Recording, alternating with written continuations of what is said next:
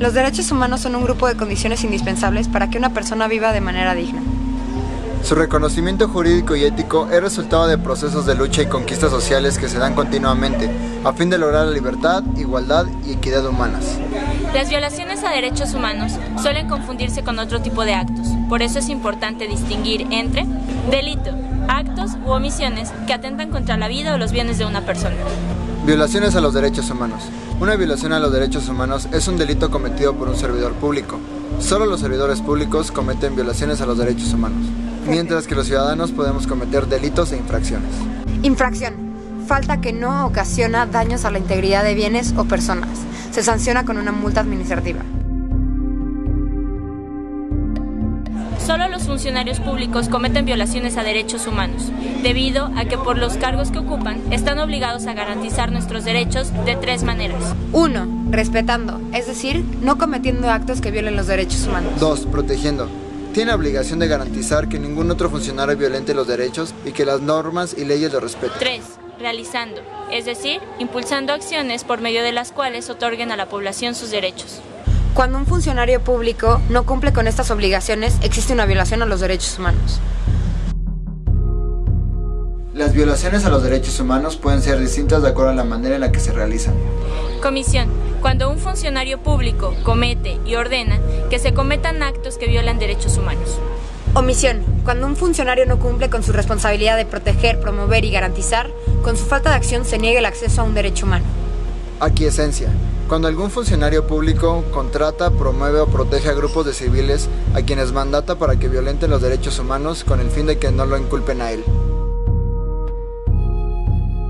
Ante estos hechos, los estados no solo niegan que cometen violaciones a los derechos humanos, sino que intentan invisibilizar y aislar a las víctimas para mantenerse en impunidad. Es muy importante que sepamos que la denuncia organizada de las violaciones a los derechos humanos es un aspecto fundamental, puesto que ante las violaciones de los derechos humanos, los responsables hacen todo lo posible para que los datos de estas violaciones ocurrieron desaparezcan. Por eso es fundamental saber que si eres víctima o testigo de alguna violación a los derechos humanos, reúnas toda la información respecto al caso. Esta información será vital para hacer la denuncia mediática y para pelear el caso a nivel jurídico y a nivel de derechos humanos. Existen distintos tipos de elementos que debemos recuperar cuando ocurre una violación a los derechos humanos. Datos. Es la información que explica y describe las circunstancias en las que ocurrió la violación a los derechos humanos. Esto puede ser nombre, dirección, hora, entre otros. Evidencias. Son material que muestra datos importantes de las violaciones de derechos humanos. Pueden ser imágenes, audios, fotografías, grabaciones, dibujos, entre otros. Ante un incidente, trata de apuntar todos los datos de la violación a los derechos humanos. Reúne las evidencias que haya de esos hechos. Contacta a una organización de derechos humanos que pueda asesorarlos para saber qué hacer. Intenta narrar o ayudar a la víctima a narrar todos los datos de una manera ordenada en una relatoría de hechos. Una relatoría es una descripción breve de los hechos y debe contener hora, lugar, fecha. ¿Quién y quiénes hicieron qué?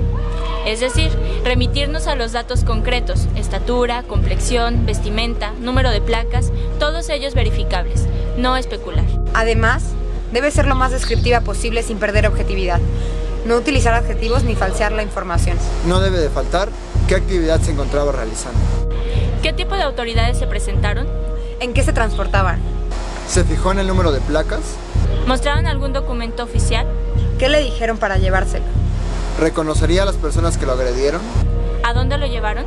¿Ya presentó su denuncia ante el Ministerio Público, otra autoridad o Comisión de Derechos Humanos? De ser así, indicar los números de expedientes correspondientes y las fechas de las gestiones realizadas. Antes de comenzar a documentar, ¿debemos tomar en cuenta? Debemos tener el consentimiento explícito de las víctimas. De otra manera, no podemos hacer públicos sus datos. Debemos ser honestos con las víctimas. Documentar no garantiza la obtención de justicia, es solo el inicio de la lucha.